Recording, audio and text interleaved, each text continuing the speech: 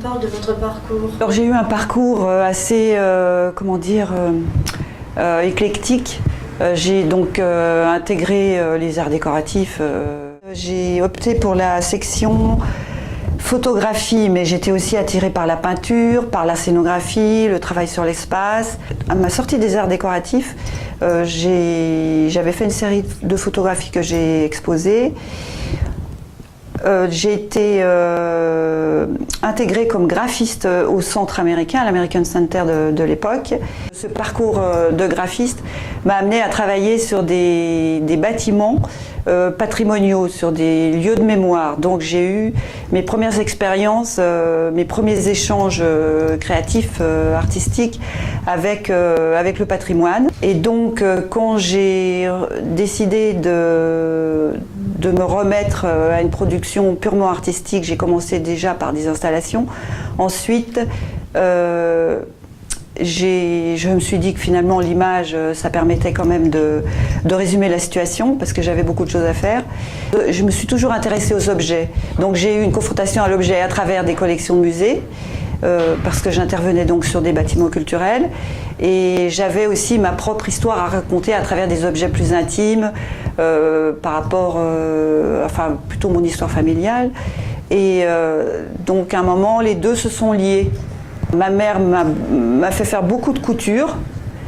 J'avais aussi cet attrait, je dirais, pour les pratiques qui amènent à fabriquer quelque chose. Donc intéressé aux objets pour l'objet lui-même, mais aussi pour l'histoire qu'il raconte, parce que des mains les ont façonnés, mais les objets sont transmis en fait. Ils restent dans le monde beaucoup plus longtemps que nous. Donc ils sont associés à tous ces gens qui les ont façonnés, touchés, utilisés, etc. Et j'ai compris que c'était cette mémoire de l'objet qui m'intéressait. Et donc j'ai inclus, disons, dans mon travail, mon intérêt pour la parure féminine, parce qu'en général, ce sont des mains qui les ont façonnées et avec beaucoup d'excellence.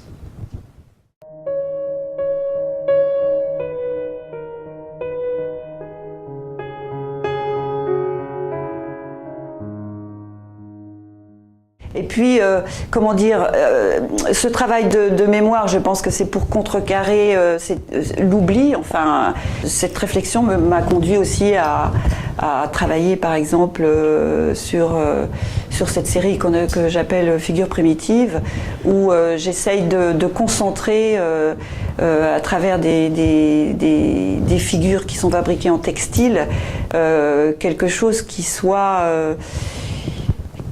une espèce d'essence, qui serait une essence d'une présence en fait. Et que reste-t-il de nous dans la mémoire des gens, ou même peut-être pas dans la mémoire des gens, mais dans l'espace. Enfin, tout ça guide quand même mes réflexions et mes travaux.